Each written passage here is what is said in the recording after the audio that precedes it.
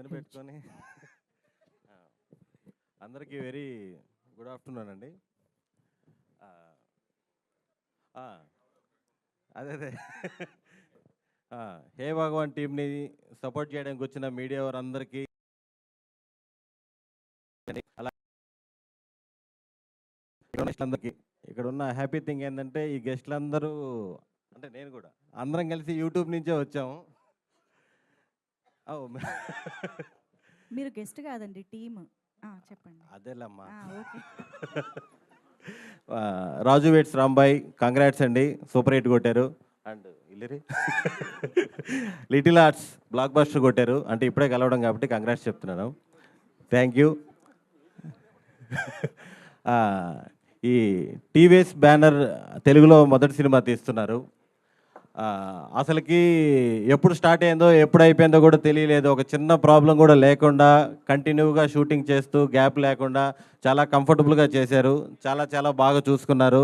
Thank you Narendra గారు, producer Narendra గారు. చాలా కంఫర్టబుల్గా చూసుకున్నారు విత్ పేమెంట్స్.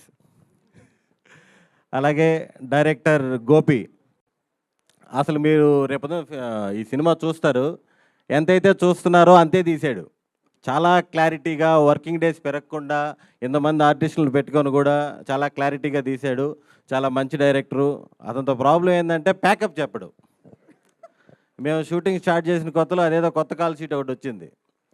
ఉదయాన్నే వచ్చేవాళ్ళం, లాస్ట్ ఇంకా బిగ్ బాస్ అయిపోయినాక పంపించేవాడు ఇంటికి. ఇలా డే అండ్ నైట్ కష్టపడి మాకు ఇంత మంచి సినిమాని అందించిన డైరెక్టర్కి థ్యాంక్ యూ. నెక్స్ట్ మా హీరోయిన్ శివాని గారు.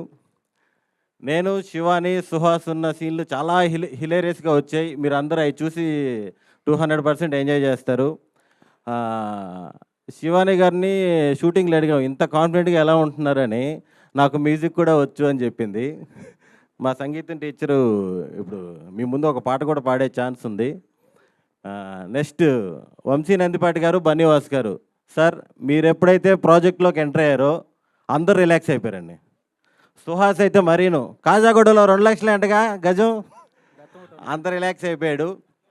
Thank you sir. సుహాస్కి, మా టీంకి, అందరికీ ఇంత కాన్ఫిడెన్స్ ఇచ్చినందుకు. మీరు ఇలాగే మంచి మంచి కంటెంట్ ఉన్న సినిమాలన్నీ సపోర్ట్ చేసి అందరికీ హెల్ప్ చేయాలని మనస్ఫూర్తిగా కోరుకుంటున్నాను. Thank you. అలాగే డైరెక్షన్ టీం అందరు కూడా చాలా బాగా కష్టపడ్డారు. సిద్ధు, రాజు, గోపిచంద్, జేమ్సన్, హెబ్రాన్, గోపిచంద్, వీళ్ళందరూ కూడా చాలా చాలా బాగా కష్టపడ్డారు.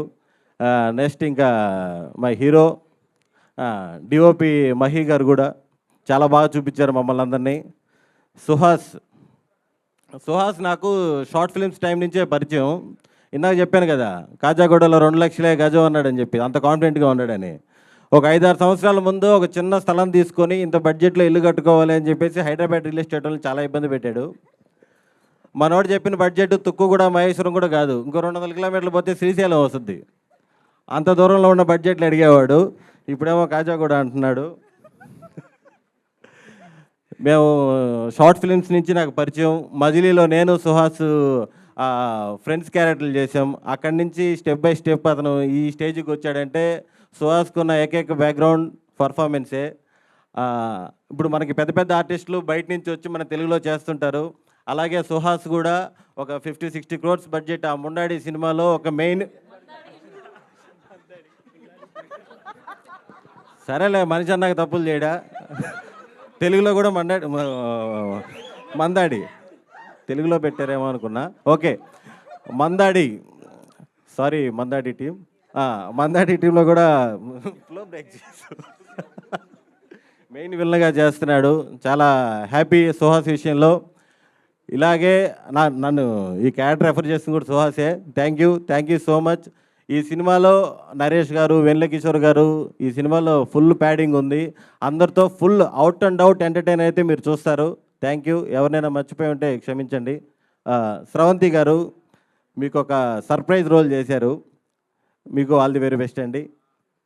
ఇంకెవరైనా మర్చిపోయా, ఎడిటర్ విప్లవ్ గారు, మీరందరికీ thank you sir. Thank you so much. చాలా పేర్లు మర్చిపోయిందండి. ఇంతమంది స్టేజ్ మీద ఉంటే ఆటోమేటిక్గా కన్ఫ్యూజన్ వచ్చేస్తుంది, టెన్షన్ కూడా వచ్చేస్తుంది. థ్యాంక్ యూ అండి. థ్యాంక్ యూ, చెప్పారు. కాదు సుదర్శన్ గారు, ఇప్పుడు మీరు సూపర్గా బ్యాక్ టు బ్యాక్ ప్రాజెక్ట్స్ చేస్తూ మీరు కూడా కాజాగూడలో స్థలం చూస్తున్నారని మాకు తెలిసింది. నేను ఇటు వచ్చా, సో ల్యాండ్ ఇలా ఇటు వచ్చారా? ఓకే. సో ఇంత సక్సెస్ఫుల్ యాక్టర్ అయిపోయారు, ఓకే. బట్ ఒకవేళ యాక్టర్ అనేది మీ ప్రొఫెషన్ కాకపోయి ఉంటే, మాకు భగవాన్ గారి ఫ్యామిలీ బిజినెస్ ఎలాగో తెలియదు కానీ మీరు ఏ బిజినెస్ చేసి ఉండేవారని తెలుసుకోవాలని ఉంది. నెల్లూరులో నేరేడుపళ్ళ బిజినెస్. నిజరా బాబు, ఎంత అనుకున్నావు అసలుకి? ఒక్కొక్క కేజీ ఎంతెంతకు అమ్ముతున్నారు? అంటే 100% ఏదో ఒక బిజినెస్లో ఉండేవాడిని. పిచ్చి బిజినెస్ ఆదాయాలు ఉండవు కానీ బిజినెస్లు అయితే చేస్తుండేవాడిని. ఏ బిజినెస్? ట్రాన్స్పోర్ట్. అబ్బా, అంటే ఫ్యామిలీకి ట్రాన్స్పోర్ట్ ఉంది సార్, అందుకని లారీలు, ట్రాక్టర్లు, ఇసుక, కంకర, ఇంకా అందరు చెప్తున్నారు, మీరు చెప్పట్లేదు. అదే ఆ ఫీల్డే, motor field. Okay, super, congratulations, thank you so much. Okay, ఇప్పుడు ఎడిటర్ గారిని ముందుకు